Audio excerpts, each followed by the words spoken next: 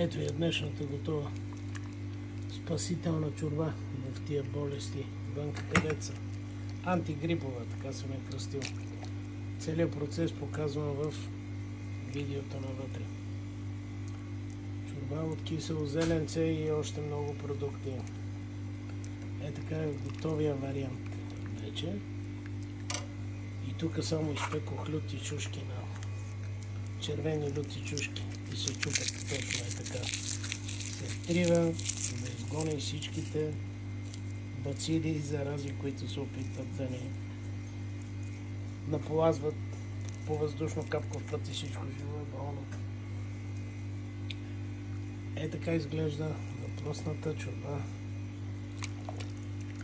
от кисело зеле с беконче, при мен и свински кожички, 3 видео, всичко съм обяснил във видеото, подправям си с черен пипер, при мен е меланж.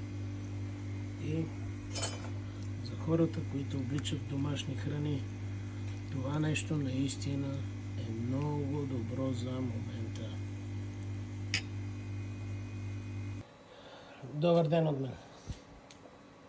Понеже много хора ме питат за рецепти, като покажа готовия крайен резултат на мои чорби и храни, викам, днеска ще заснема процеса малко по-отрано.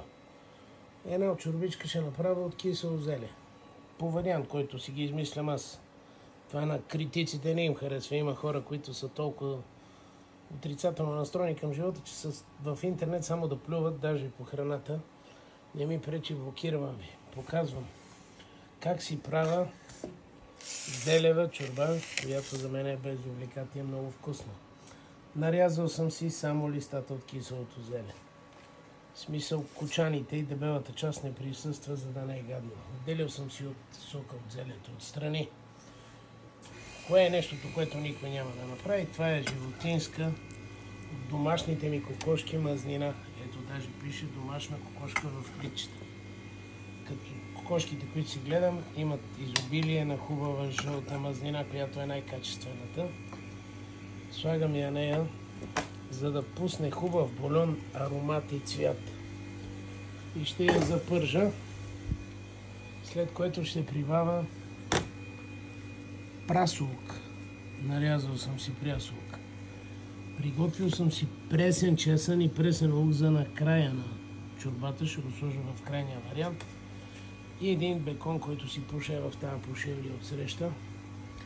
Пак мое производство, уникален, домашен. Защо казвам винаги домашен? Защото са чисти от към химия.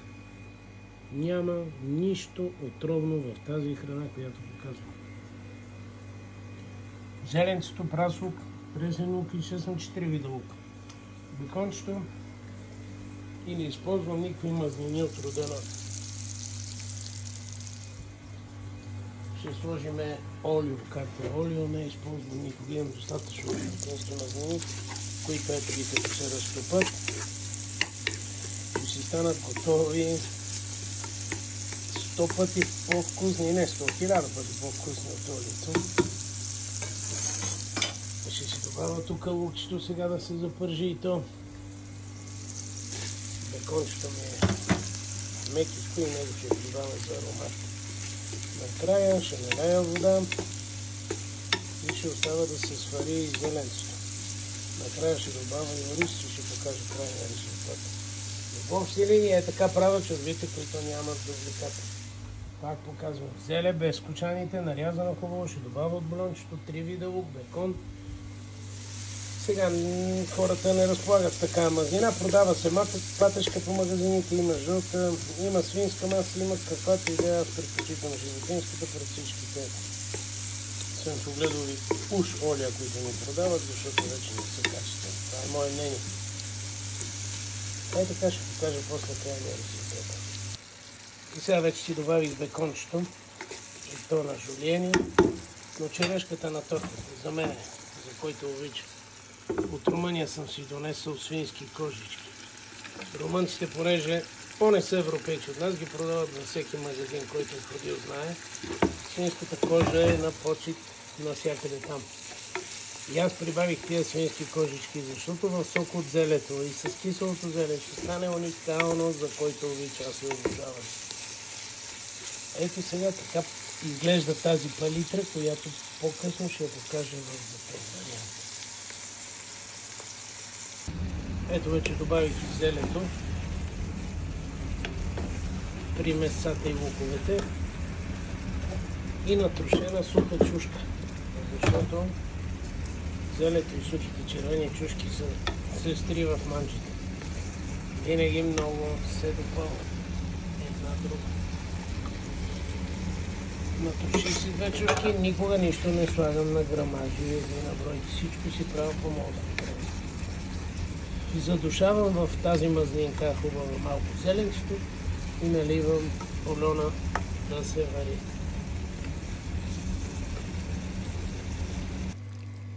Да покажа и процеса по сваряване. Налях си сока от зелето, с малко водичка, ако ви е солен, го разреждате, и добавих червен пипер, за да има червен цвят.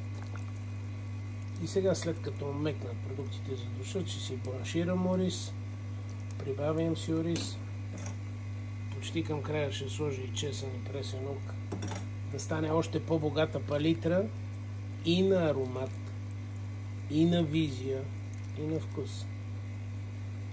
И се получава уникалната за мен чорба от кисело зеленце, която е много ефтина като продукти, ако ги имате вие. Ако не слагате бекони, пак става една от най-ефтините чорби за хората, които кажат, ама това къде да го намерим, кисело зеле има навсякъде, мазнина мога да използвате каквато искате.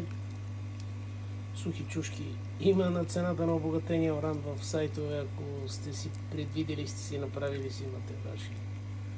Лук се продава навсякъде и се получава уникалната чорба.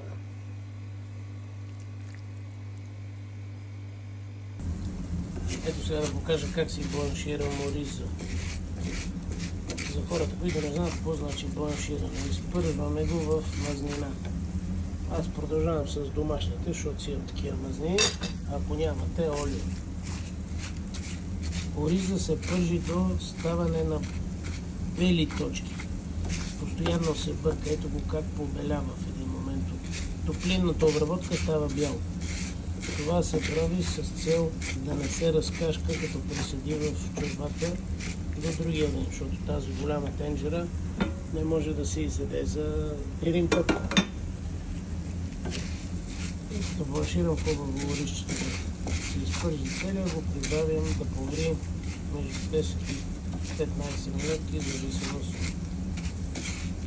колко е топла супата и температура, която ще се даде.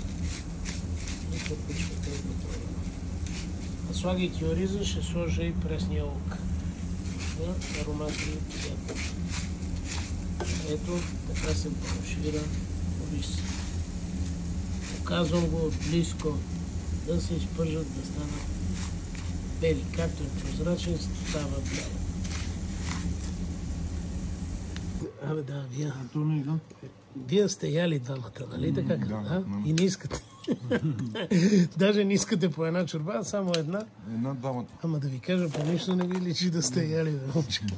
Не знам какво сте яли преди да дойдете, ама купърчето би ви завидел. Он е шампион на бързо ядене.